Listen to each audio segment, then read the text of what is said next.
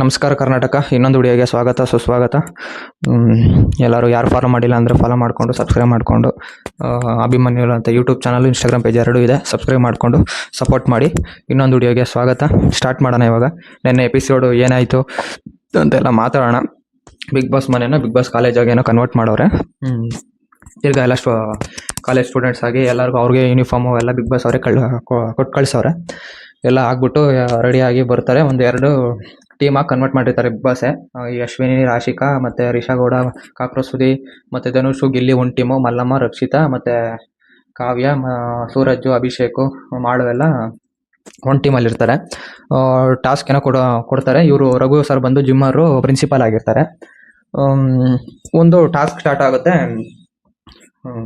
ಯಾರು ನಿನಗಿಂತ ನಾನು ಬೆಟ್ರು, ನನಗಿಂತ ನೀನು ಬೆಟರ ಅಂತ ವಾದ ಮಾಡ್ಕೊಬೇಕು, ಚರ್ಚೆ ಮಾಡ್ಕೋಬೇಕಾಗುತ್ತೆ. ನನಗಿಂತ ನೀನು ಯಾಕೆ ಬೆಟರು ಅಂತ ಇವನಿಗಿಂತ ನಾನು ಯಾಕೆ ಬೆಟರು ಅಂತ ನಾನು ಅಂತ ಮಾತಾಡಬೇಕಾಗುತ್ತೆ. ಡಿಬೇಟ್ ಆಗುತ್ತೆ. ಡಿಬೇಟಲ್ಲಿ ಯಾರು ವಿನ್ ಆಗ್ತಾರೋ ಅವ್ರನ್ನ ಹೋಗ್ಬಿಟ್ಟು ರಘು ಸರ್ ಅವರು ಕನ್ಫೆಷನ್ ರೂಮಲ್ಲಿ ಹೋಗಿ ಆನ್ಸರ್ ಮಾಡಬೇಕಾಗುತ್ತೆ. ಯಾರು ಚೆನ್ನಾಗಿ ಮಾಡಿದ್ರು, ಯಾರು ಬೆಟರ್ ಅಂತ. ಇವರು ಹೋಗ್ಬಿಟ್ಟು ಮಾಡ್ತಾರೆ. ಆಲ್ಮೋಸ್ಟ್ ಫೇರ್ ಆಗೇ ಇದೆ. ರಘು ಸರ್ ಡಿಸಿಷನ್ಸ್ ಎಲ್ಲ ಚೆನ್ನಾಗಿದೆ. ಒಳ್ಳೆ ಇದನ್ನ ಡಿಸಿಷನ್ನೇ ತೊಗೊಂಡವ್ರೆ. ಈ ಕಾಕ್ರೋಚ್ ಸುದಿ ಮತ್ತು ಯಾರು ಧ್ರುವಂತ್ ಇಬ್ಬರು ಮಧ್ಯೆ ಫೈಟ್ ನಡೆಯುತ್ತೆ. ಇವರಿಬ್ಬರು ಹೆಂಗೆ ಅಂದರೆ, ಇವ್ನು ಕಾಕ್ರೋಚ್ ಸುದಿ ಬಕೆಟ್ ಹಿಡ್ಕೊಂಡು ಜೀವನ ಮಾಡ್ತಾ ಇರೋದು ಇವನೇ. ಅದರಲ್ಲಿ ಯಾರಿಗೆ, ಅಶ್ವಿನಿ ಮತ್ತು ಜಾನ್ವಿಗೆ. ಇವನು ಏನು ₹1 ಕೆಲಸ ಮಾಡಲ್ಲ, ಸುಮ್ಮನೆ ಅಲ್ಲಿ ಇಲ್ಲಿ ತಿನ್ಕೊಂಡು ಉಣ್ಕೊಂಡು ಓಡಾಡ್ತಾನೆ. ನಾನು ನಿನಗಿಂತ ಬೆಟರ್ ಮಾಡಿದ್ದೀನಿ, ನನಗಿಂತ ಏನೋ ಫಸ್ಟು ಕಂಟೆಸ್ಟೆಂಟ್ ಆಗಿದ್ದೀನಿ, ಫೈನಲಿಸ್ಟ್ ಆಗಿದ್ದೀನಿ ಅಂತ ಬಿಲ್ಡಪ್ ಕೊಟ್ಕೊತಾವನೆ. ಅದಕ್ಕೆಲ್ಲ ಮೂಲ ಕಾರಣನೇ ಎಲ್ಲ ಆಡ್ಕೊಟ್ಟವರು, ಆಡ್ಕೊಟ್ಟಿದ್ದ ಗೇಮ್ನ. ಇವನು ಅದಕ್ಕೆ ಕ್ರೆಡಿಟ್ಸ್ ತೊಗೊತಾವನೆ, ಧ್ರುವಂತ್ಗಿಂತ ನಾನು ಬೆಟರ್ ಅಂತ. ಇವ್ರು ರಘು ಸರ್ ಹೋಗ್ಬಿಟ್ಟು ಕಾಕ್ರೋಚ್ ಸುದಿಗೆ ಇದು ಮಾಡಿದ್ರು. ಎಲ್ಲ ಓಕೆ, ಮ್ಯಾನಿಪುಲೇಟ್ ಮಾಡ್ತಾನೆ, ಚೆನ್ನಾಗಿ ಆಡ್ತಾನೆ, ಅದೆಲ್ಲ ಓಕೆ. ಆದರೆ ವ್ಯಕ್ತಿತ್ವ ಅಲ್ವಾ, ವ್ಯಕ್ತಿತ್ವಗಳ ಆಟ ವ್ಯಕ್ತಿತ್ವದಿಂದನೇ ಆಡಬೇಕು ಅಂತ. ಅದಕ್ಕೆ ನನಗೇನು ಅವ್ನ ವ್ಯಕ್ತಿತ್ವ ಅಷ್ಟೊಂದು ಸರಿ ಅನಿಸಲ್ಲ, ಅಷ್ಟೊಂದು ಸೂಟೇಬಲ್ ಇಲ್ಲ ಅವನು. ಧ್ರುವಂತೂ ಚೆನ್ನಾಗಿ ಡಿಪೆಂಡ್ ಮಾಡ್ಕೊಂಡ. ನೆಕ್ಸ್ಟು ಕಾವ್ಯ ಮತ್ತು ಯಾರಿಗೆ, ರಾಶಿಕಾಗೆ ಬರುತ್ತೆ ವಾರು. ಕಾವ್ಯ ಕೊಟ್ಲು ಕೌಂಟ್ರು ಅಂದರೆ ಯಾವ ರೇಂಜ್ ಕೊಟ್ಲು ಅಂದರೆ, ರಾಶಿಕಾಗೆ ನೋಡ್ಕೊಬೇಕು, ಅವಳಿಗೆ ನೋಡ್ಕೊಬೇಕು ಆ ಥರ ಕೊಟ್ಟವಳು ಇವಳು. ಪಾಯಿಂಟ್ ಟು ಪಾಯಿಂಟ್ ಸರಿಯಾಗಿ ಕೊಟ್ಟವಳೆ. ನನಗಿಂತ ನೀನು ಯಾಕೆ ಬಿಟ್ರು, ನಿನಗಿಂತ ನಾನು ಯಾಕೆ ಬಿಟ್ರು ಅಂತ. ಅವಳಿಗೇನು ಅವಳೆ ಫಸ್ಟ್ ವಾರದಿಂದನೂ ಅಷ್ಟೇ. ಅವಳು ಯಾರೋ ಮಂಜಮ್ಮನಂತೆ ಆಯಮ್ಮಯಿಂದ ಸಪೋರ್ಟ್ ತೊಗೊಂಡ್ಲು. ಇನ್ನೊಂದು ವಾರ ಇನ್ನೊಬ್ರು ಸಪೋರ್ಟು, ಅಶ್ವಿನಿ ಸಪೋರ್ಟು. ಅವಳು ಓದ್ಲು, ಅಶ್ವಿನಿ ಆಶ್ ಅನ್ನೋಳು ಓದ್ಲು. ತಿರ್ಗಾ ಮಂಜು ಆಯಮ್ಮನು ಓದ್ಲು. ತಿರ್ಗಾ ಇವಾಗ ಇವನು ಎತ್ಲಂಡಿ ಬಂದವನೇ, ಇವ್ನು ಹಿಡ್ಕೊಂಡು ಓಡಾಡ್ತಾವಳೆ, ಲವ್ ಡುಯೇಟು ಅದು ಇದು ಅಂತ. ಫಸ್ಟ್ ಇವಳನ್ನ ಮನೆಗೆ ಕಳಿಸ್ಬೇಕಷ್ಟೇ. ಇವಳಿಂದ ಏನು ಉಪಯೋಗ ಇಲ್ಲ. ಇವಳು ಅಷ್ಟು ಚೆನ್ನಾಗಿ ಆಡ್ತಾನೂ ಇಲ್ಲ. ಸುಮ್ಮನೆ ಡ್ರೆಸ್ ಮಾಡಿಕೊಂಡು ತಿರುಪೇಶಕ್ಕೆ ಒಂದು ಮಾಡ್ತಾವಳು ಅದು ಬಿಗ್ ಬಾಸ್ ಒಳಗಡೆ. ಯಾವುದೇ ಥರ ಕಾಂಟ್ರಿಬ್ಯೂಷನ್ ಇಲ್ಲ. ಹಂಗೆ ನೋಡಿಕೊಂಡ್ರೆ ಕಾವ್ಯದೇ ಎಷ್ಟೋ ಪರವಾಗಿಲ್ಲ, ಎಷ್ಟೋ ಚೆನ್ನಾಗಿ ಆಡ್ತಾವಳೆ ಗೇಮು. ಅವಳು ಸ್ಕ್ರೀನ್ ಪ್ರೆಸೆನ್ಸು, ಸ್ಕ್ರೀನ್ ಪ್ಲೇ ಆಗಲಿ ಎಲ್ಲ ಚೆನ್ನಾಗಿದೆ. ಎಲ್ಲರ ಜೊತೆ ಮಿಂಗಲ್ ಹಾಕ್ಕೊಂಡು ಚೆನ್ನಾಗವಳೆ. ಇವಳು ವೇಸ್ಟ್ ಬಾಡಿ ಅಂದರೆ ವೇಸ್ಟ್ ಬಾಡಿ. ಅವ್ನು ಹಿಡ್ಕೊಂಡು ಸೂರಜ್ನ ಜಿಮ್ ಬಾಡಿ ಅಂತೆ ಇನ್ಸ್ಟಾಗ್ರಾಮಲ್ಲಿ ನೋಡಿದ್ದೀನಿ, ಅದು ಇದು ಅಂದ್ಕೊಂಡು ಅವನ ಜೊತೆ ಸೇರಿಕೊಂಡು ಇವಳು ಚಕ್ಕಂದಗಳು ಆಡೋದು. ಇವಳು ಏನು ಬಿಗ್ ಬಾಸ್ ಸಾರು, ಸುದೀಪ್ ಸಾರು ಸಂಡೇ ಎಪಿಸೋಡಲ್ಲೇ ಹೇಳೋರೆ, ವೇಕಪ್ ಆಗಿ ಇಂಡಿವಿಜುವಲ್ ಆಟ ಆಡ್ರಿ, ಗೆದ್ಕೊಂಡು ಹೋದ್ರೆ ಒಬ್ಬರೇ ಗೆದ್ಕೊಂಡು ಹೋಗೋದು ಅಂತೆಲ್ಲ ಗಿಣಿ ಮರಿಗೆ ಹೇಳ್ದಂಗೆ ಹೇಳೋರೆ. ಇವಳು ಅವನ ಜೊತೆ ಸೇರಿಕೊಂಡು ಆಟಗಳಾಡ್ತಾವಳೆ. ಬಿಗ್ ಬಾಸ್ ಆಟ ಆಡ್ದಿರ ಅಂದರೆ ಇನ್ನೊಂದು ಆಟ ಆಡ್ತಾ ಇರೋದು ಅವಳು. ನೆಕ್ಸ್ಟು ಇವನು ಚಂದ್ರಪ್ರಭಾ ಮತ್ತು ಗಿಲ್ಲಿ ನಡುವೆ ಡಿಬೇಟ್ ಸ್ಟಾರ್ಟ್ ಆಗುತ್ತೆ. ಇವನು ಚಂದ್ರಪ್ರಭಾ ಮೊದಲು ಫಸ್ಟ್ ಆಫ್ ಆಲ್ ಹೇಳ್ಬೇಕಂದ್ರೆ, ಗಿಲ್ಲಿ ಅವ್ನು ಫೇಸ್ಬುಕ್ಕಿಂದನೇ ಅವನು ಬೆಳ್ಕೊಂಬಂದು ವಿಡಿಯೋ ಮಾಡಿ ಹಾಕಿ ಅವ್ನು ಫೇಮಸ್ ಆದಮೇಲೆ ಈ ಇಂಡಸ್ಟ್ರಿ ಅವ್ರಿಗೆ ರಿಯಾಲಿಟಿ ಶೋ ಆಗಲಿ, ಯಾವುದು ಜಿ ಕನ್ನಡ ಶೋ, ಎಂಟರ್ಟೈನ್ಮೆಂಟ್ ಶೋಗಳೆಲ್ಲ ಅವನ್ನ ಕರ್ಕೊಂಡಿದ್ದು. ಅದು ಇವನು ಚಂದ್ರಪ್ರಭಾ ಬಂದಿದ್ದು ಟಿ ವಿ ಶೋಸ್ಗೆ ಬಂದು ಇವನು ಫೇಮಸ್ ಆಗಿದ್ದು. ಇವನಿಗಿನ್ನ ಮುಂಚೆನೇ ಗಿಲ್ಲಿ ಫೇಮಸ್ಸು. ಅದರಲ್ಲಿ ಇವನು ಹೇಳ್ತಾನೆ, ಚಂದ್ರಪ್ರಭುನ ಕ್ಯಾರೆಕ್ಟರ್ ಫಸ್ಟ್ ಆಫ್ ಆಲ್ ಸರಿ ಇಲ್ಲ, ಡಿಪೆಂಡ್ ಮಾಡ್ಕೊಳಕ್ಕೋಸ್ಕರ ಬಾಯ್ಗೆ ಬಂದಂಗೆಲ್ಲ ಮಾತಾಡ್ತಾವನೆ ಗಿಲ್ಲಿಗೆ. ನೀನು ಎಲ್ಲರನ್ನೂ ಹೇಳಿಸ್ತೀಯ, ಅದು ಮಾಡ್ತೀಯ, ಕಾಮಿಡಿ ಆಗಿ ತೊಗೊತೀಯ, ರೂಲ್ಸ್ ಬ್ರೇಕ್ ಮಾಡ್ತೀಯ, ಅದು ಇದು ಅಂತ. ಇವನು ಅದೆಲ್ಲ ಮಾಡಿದ ತಕ್ಷಣ ಇವನು ಒಳ್ಳೆಯವನಾಗ್ಬಿಡ್ತಾನೆ. ಗಿಲ್ಲಿಗೆ ಸುಮ್ಮನೆ ಕಿಚ್ಚನ ಚಪ್ಪಾಳೆ ಬಂದಿಲ್ಲ. ಎಂಟರ್ಟೈನ್ಮೆಂಟಲ್ಲೂ ಅಷ್ಟೇ ಅವನು 100% ಅವನೇ, ಟಾಸ್ಕಲ್ಲಿ 100% ಅವನೇ, ಮನೇನ ಎಂಗೇಜಿಂಗ್ ಆಗಿಡ್ತಾನೆ. ಎಲ್ಲದರಲ್ಲೂ ಟಾಪ್ ನ್ಯಾಚ್ ಅವನು, ಪಿನ್ ಟು ಪಿನ್ ಎಲ್ಲದರಲ್ಲೂ ಅಷ್ಟೇ. ಗಿಲ್ಲಿ ಬಗ್ಗೆ ಮಾತಾಡ್ತಾವನು ಇವನು ಚಂದ್ರಪ್ರಭಾ. ಅವ್ನು ಸರಿ ಇಲ್ಲ, ಅವನು ಚೆನ್ನಾಗಿ ಆಡ್ತಾ ಇಲ್ಲ ಅಂತ. ಆಮೇಲೆ ಕತೆ ಬೇರೆ ಹೇಳ್ತಾವನೆ. ಮೊಲ ಫಾಸ್ಟಾಗಿ ಹೋಗಿ ಸೋಲುತ್ತೆ, ಆಮೇಲೆ ತೆಳ್ಕೊಂಬಂದು ಗುರಿ ಮುಟ್ಟುತ್ತೆ ಅಂತ. ಅಷ್ಟರಲ್ಲಿ ಇವ್ನು ಕಪ್ಪೆ ಹೊಡ್ಕೊಂಡು ಹೋಗ್ಬಿಡ್ತಾನೆ ಗಿಲ್ಲಿ, ಅದಂತೂ ಗ್ಯಾರಂಟಿ. ಇವನು ಚಂದ್ರಪ್ರಭಾ ಆಮೇಲೆ ಎಣಿಸ್ಕೊಬೇಕಾಗ್ತೈತೆ. ಇವನು ಆಟ ನೋಡಿ ಇವ್ನು ಚೆನ್ನಾಗಿ ಆಡ್ತಾ ಇಲ್ಲ ಅಂತ ಹೇಳ್ಬಿಟ್ಟು ಅವ್ರ ಹೆಂಡತಿ ಮೊನ್ನೆ ವಿಟಿದಲ್ಲೇ ಹೇಳೋಳು ಸಂಡೇ ಎಪಿಸೋಡಲ್ಲಿ, ಬಾ ನೀನು ಏನು ಮಾಡ್ತಾ ಇದೀಯ ಅಲ್ಲಿ ಹೋಗಿ ಅಂತ. ಇವನು ಈ ಥರ ಆಡ್ತಾವ್ ಚಂದ್ರಪ್ರಭಾ. ಇನ್ನು ಅವಳು ರಿಷಾಗೌಡ ಮತ್ತು ರಕ್ಷಿತಾ, ಅವಳು ಹೇಳಂಗೆ ಇಲ್ಲ. ರಕ್ಷಿತಾ, ಯಾರು ತುಳುನಾಡು ರಕ್ಷಿತಾ, ಅವಳಂತೂ ರಿಷಾಗೌಡಗೆ ಮಾತಾಡೋಕ್ಕೆ ಆಗಿಲ್ಲ. ಆ ರೇಂಜ್ ಕೊಟ್ರು ಒಂದೊಂದು ಸರಿ. ಅವಳು ಸೋತೆ ಹೋಗ್ಬಿಟ್ಲು.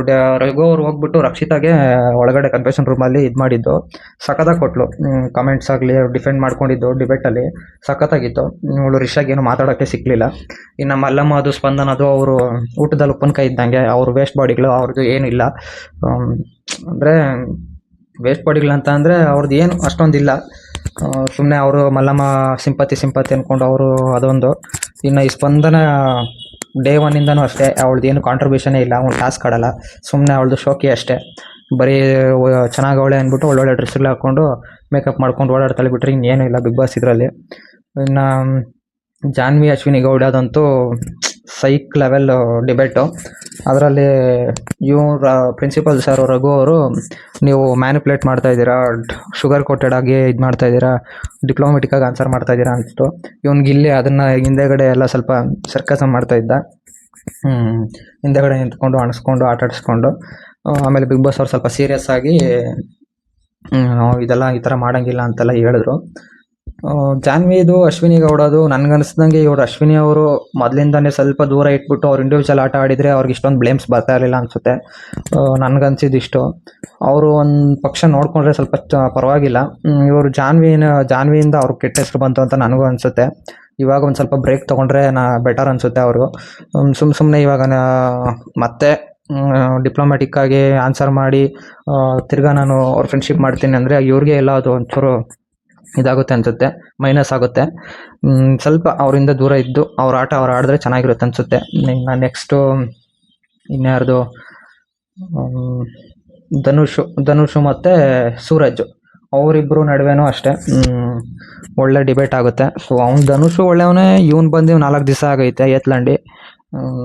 ಪರವಾಗಿಲ್ಲ, ಅವ್ನು ಡಿಪೆಂಡ್ ಮಾಡ್ಕೊಂಡ. ಅದು ಇದು ನಂಗೆ ಆಡು ಬರುತ್ತೆ, ಡ್ಯಾನ್ಸ್ ಬರೋಲ್ಲ ಅಂದರೆ ಡ್ಯಾನ್ಸ್ ಮಾಡ್ತೀನಿ, ಆಡು ಬಂದಿಲ್ಲ ಅಂದರೆ ಆಡ್ತೀನಿ, ಅದು ಇದು ಅಂತ ಎಲ್ಲ ಹೇಳ್ದ.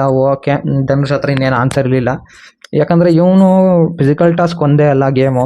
ಸ್ವಲ್ಪ ಇವ್ರೂ ಸೀರಿಯಲಿಂದ ಬಂದವ್ರೆ, ಇವ್ರಿಗೂ ಎಂಟರ್ಟೈನ್ ಮಾಡ್ಬೋದು, ಎಲ್ಲ ಆಗುತ್ತೆ. ಸುಮ್ಮನೆ ತಿನ್ಕೊಂಡು ಉಣ್ಕೊಂಡು ಟೈಮ್ ಪಾಸ್ ಮಾಡಿದ್ರೆ ಬಿಗ್ ಬಾಸ್ ಮನೇಲಿ ಅದಲ್ಲ. ಪರ್ಫಾರ್ಮ್ ಮಾಡಬೇಕು, ಎಷ್ಟಾಗುತ್ತೋ ಅಷ್ಟು ಕಾಂಟ್ರಿಬ್ಯೂಟ್ ಮಾಡಬೇಕು. ಜನಗಳು ಸ್ವಲ್ಪ ಎಕ್ಸ್ಪೆಕ್ಟೇಷನ್ ಇಟ್ಕೊಂಡಿರ್ತಾರೆ. ಅವ್ರಿಗನ್ಸಿದ್ದು ನಮ್ಗೆ ಏನೋ ಗೊತ್ತಿಲ್ಲ, ಚೆನ್ನಾಗಿ ಆಡಬೇಕು. ಯಾಕೆ ಆ ಥರ ಇದ್ದಾರೋ ಗೊತ್ತಿಲ್ಲ. ಅಭಿಷೇಕ್ ಮತ್ತು ಮಾಳು ಅವ್ರದ್ದು ಅಷ್ಟೇ, ಏನು ಹಂಗೆ ಇವ್ನು ಮಾಡೋದು ಕನ್ಫ್ಯೂಷನ್ ಅಂದರೆ ಕನ್ಫ್ಯೂಷನ್ನು ಜಾಸ್ತಿ. ಅವ್ನಿಗೆ ಅರ್ಥ ಆಗೋಲ್ಲ ಗೇಮು. ಅವನು ಡಿಪೆಂಡ್ ಮಾಡ್ಕೊಂಡ. ಅದರಲ್ಲಿ ಅಭಿಷೇಕ್ಗೇನೋ ಓಟ್ ಬಿದ್ದಿರಬೇಕು. ಮಾಳು ಕರೆಕ್ಟಾಗಿ ಮಾಳಿಗೆ ಬಿದ್ದಿಲ್ಲ. ಇವ್ರು ರಘು ಸರ್ ಡಿಸಿಷನ್ ತೊಗೊಂಡಿದ್ದು. ಇಷ್ಟಾಗಿತ್ತು ನಿನ್ನೆ ಎಪಿಸೋಡು. ನನಗನ್ನಿಸ್ದಂಗೆ ಗಿಲ್ಲಿ ಓಜಿ ಎಂಟರ್ಟೈನರು. ಯಾಕಂದರೆ ಪ್ರಿನ್ಸಿಪಲ್ ಸರ್ಗೂ ಅಷ್ಟೇ ಒಳ್ಳೆ ಕ್ವಾಡ್ಲಿ ಕೊಡ್ತಿದ್ದ. ಅಲ್ಲಿ ಏನಾದರೂ ಕೇಳಬೇಕಾದ್ರೂ ಅಷ್ಟೇ ಒಳ್ಳೊಳ್ಳೆ ಆನ್ಸರ್ ಮಾಡ್ತಿದ್ದ, ಕೌಂಟ್ರ್ ಕೊಡ್ತಿದ್ದ. ಇನ್ನೊಂದು ರೆಸ್ಪೆಕ್ಟ್ ಅಂದರೆ ಏನು ಅಂತ ಕೇಳ್ತಾರೆ ಗಿಲ್ಲಿಗೆ. ರೆಸ್ಪೆಕ್ಟ್ ಅಂದರೆ ಗಳಿಸೋದು, ತಗೊಳ್ಳೋದೆಲ್ಲ. ನಾವು ರೆಸ್ಪೆಕ್ಟ್ನ ಅರ್ನ್ ಮಾಡಬೇಕು ಅಂತ ಎಲ್ಲ ಚೆನ್ನಾಗಿ ಹೇಳ್ತಾ ಇದ್ದ. ಅವ್ರಿಗೆ ಸ್ವಲ್ಪ ರಘು ಸರ್ಗೆ ರಘು ಅಂದರೆ ಇದು ಮರ್ಯಾದೆ ಅಲ್ಲ, ರಘು ಸರ್ ಬನ್ನಿ ಸರ್ ಹೋಗಿ ಸರ್ ಅಂತ ಅಂದರೆ ಇದು ಮರ್ಯಾದೆ ಅಂತೆಲ್ಲ ಸ್ವಲ್ಪ ಚೆನ್ನಾಗಿ ಇದು ಮಾಡ್ದ ನಿನ್ನೆ. ಆಮೇಲೆ ಅಷ್ಟಲ್ಲಿ ಒಂದು ಪಯಮ್ ಏನೋ ಹೇಳ್ತೀನಿ ಅಂದ್ಬಿಟ್ಟು ಅಷ್ಟೇ, ಅದು ಚೆನ್ನಾಗಿತ್ತು. ಅಂದರೆ ಗಿಲ್ಲಿ ಪಕ್ಕ ನನಗನ್ಸ್ದಂಗೆ ಗಿಲ್ಲಿನೇ ಗೆಲ್ಲಬೇಕು, ಗೆಲ್ತಾನೆ. ಗಿಲ್ಲಿಗೆ ಸಪೋರ್ಟು, ನಾನು ಕೂಡ ಗಿಲ್ಲಿಗೆ ಸಪೋರ್ಟು. ಯಾಕಂದರೆ ಅವ್ನು ಬಂದಿರೋ ಆದಿ ಎಲ್ಲ ಇಲ್ಲಿವರೆಗೂ ಅಷ್ಟೇ ಚೆನ್ನಾಗೈತೆ. ನಂಗೆ ಅನಿಸ್ದಂಗೆ ಗಿಲ್ಲಿ ಗೆಲ್ಲಬೇಕು. ಯಾಕಂದರೆ ಅಷ್ಟೊಂದು ಹೆಂಗೆ ಇಡ್ತಾ ಇದ್ದಾನೆ ಮನೇನ. ಅಂದರೆ ಬೇರೆಯವ್ರು ಮಾಡ್ತಾ ಇಲ್ಲ ಅಂತಲ್ಲ, for better. Kavya Gilli combination ಅಷ್ಟೇ ತುಂಬ ಚೆನ್ನಾಗೈತೆ. ಅವಳೇನೋ ಬ್ರೇಕ್ ತೊಗೊತೀನಿ ಅಂತ ಅವಳು ಈ ವಾರ, ನೋಡಬೇಕು ಏನಾಗುತ್ತೆ ಅಂತ. ಇನ್ನು ಅದು ಬಿಟ್ಟರೆ ಇನ್ನು ಅಶ್ವಿನಿ ಗೌಡನೂ ಅಷ್ಟೇ, ಅವರೂ ಪರವಾಗಿಲ್ಲ. ಅಂದರೆ ಬರೀ ಜಗಳ ಆಡೋದಂತ ಅಲ್ಲ, ಅವರೂ ಪರವಾಗಿಲ್ಲ. ಎಲ್ಲ ಥರ ಇದ್ರೇನೆ ಅಲ್ವಾ. ಊಟದಲ್ಲಿ ಉಪ್ಪು ಹುಳಿ ಖಾರ ಎಲ್ಲ ಹೆಂಗೋ, ಒಂದು ಮನೆ ಅಂತ ಅಂದಮೇಲೆ ಎಲ್ಲ ಇದ್ದೇ ಇರುತ್ತೆ. ಒಬ್ಬರು ನಗ್ಸೋರು ಇರ್ತಾರೆ, ಒಬ್ಬರು ಕಿತ್ತಾಡೋರು ಇರ್ತಾರೆ, ಒಬ್ಬರು ಜೋಕ್ಸ್ ಮಾಡೋರು ಇರ್ತಾರೆ, ಒಬ್ಬರು ಏಳ್ಸೋರು ಇರ್ತಾರೆ, ಎಲ್ಲ ಥರದವರು ಇರ್ತಾರೆ, ಒಬ್ಬರು ಸೈಲೆಂಟಾಗಿರೋರು ಇರ್ತಾರೆ. ಏನು ಮಾಡೋಕ್ಕಾಗಲ್ಲ, ಅದು ಮನೆ ಅಂತ ಅಂದಮೇಲೆ. ಅಂದರೆ ಅವ್ರದ್ದು ಏನು ನಾವು ಇವಾಗ ಒಂದು ಮನೆ ಒಳಗಡೆ ಹೋದ್ಮೇಲೆ, ಬಿಗ್ ಬಾಸ್ ಮನೆ ಒಳಗಡೆ ಸ್ವಲ್ಪ ಎಕ್ಸ್ಪೆಕ್ಟೇಷನ್ ಇಟ್ಕೊತಾರೆ ಜನಗಳು ಔಟ್ಸೈಡಿಂದ. ಆ ಎಕ್ಸ್ಪೆಕ್ಟೇಷನ್ನ ಹರ್ಟ್ ಮಾಡಬಾರ್ದು ಅವ್ರ ಫ್ಯಾನ್ಸ್ಗೆ. ಅದನ್ನು ನಾನು ಒಂದು ಹೇಳೋಕ್ಕೆ ಇಷ್ಟಪಡ್ತೀನಿ. ಬಿಟ್ಟರೆ ಇನ್ನೇನಿಲ್ಲ. ಆಡ್ಬೋದು, ಇನ್ನೂ ಚೆನ್ನಾಗಿ ಆಡ್ಬೋದು. ಆಗಿರೋದು 4 ವಾರ. ಸ್ವಲ್ಪ ಜನ, ಒಂದು 6 ಜನ ಏನೋ ನಾಮಿನೇಟ್ ಆಗಿದ್ದಾರೆ. ಇದು ಬಿಟ್ಟರೆ ಇನ್ನು ಎಲ್ಲ ಇಷ್ಟ. ಇವತ್ತಿನ ನನ್ನ ಎಪಿಸೋಡ್ ಇಷ್ಟ ಆಗಿತ್ತು, ಪರವಾಗಿಲ್ಲ, ಓವರಾಲ್ ಚೆನ್ನಾಗಿತ್ತು ನನ್ನ ಎಪಿಸೋಡು. ಇವಳು ರಾಶಿಕಾ ಅಂತೂ ವೇಸ್ಟ್ ಬಾಡಿ ಆಗೋಳೆ, ಅದೇನಾಗುತ್ತೋ ಗೊತ್ತಿಲ್ಲ. ಇದು ಬಿಟ್ಟರೆ ಅಷ್ಟೇ, ಇಷ್ಟ ಆಗಿತ್ತು ಎಪಿಸೋಡ್ ರಿವ್ಯೂ. ನನಗೆ ಅನ್ಸಿದ್ದು ನಾನು ಹೇಳಿದ್ದೀನಿ. ಏನಾದರೂ ಇದ್ದರೆ ನಿಮ್ಗೆ ಏನಾದರೂ ಹಿಂಗೆ ಆಗ್ಬೋದಾಗಿತ್ತು, ಹಿಂಗೆ ಮಾಡ್ಬೋದಾಗಿತ್ತು ಅಂತ ಅಂದರೆ ಕಮೆಂಟ್ ಬಾಕ್ಸಲ್ಲಿ ಕಮೆಂಟ್ ಹಾಕಿ ಮಾತಾಡೋಣ ಅದ್ರ ಬಗ್ಗೆನೂ. ನಂದು ಇನ್ಸ್ಟಾಗ್ರಾಮಲ್ಲಿ ಅಭಿಮನ್ಯು ಅಂತ ಇದೆ, ಯೂಟ್ಯೂಬಲ್ಲಿ ಅಭಿಮನ್ಯು ಅಂತಲೇ ಇದೆ. ಅಲ್ಲಿ ಫಾಲೋ ಮಾಡಿಕೊಂಡು ಇಲ್ಲಿ ಸಬ್ಸ್ಕ್ರೈಬ್ ಮಾಡಿಕೊಂಡು ಸಪೋರ್ಟ್ ಮಾಡಿ. Thank you so much. ನಮಸ್ಕಾರ. ಇನ್ನೊಂದು ವಿಡಿಯೋಲಿ ಸಿಕ್ಕೋಣ. ನಮಸ್ಕಾರ.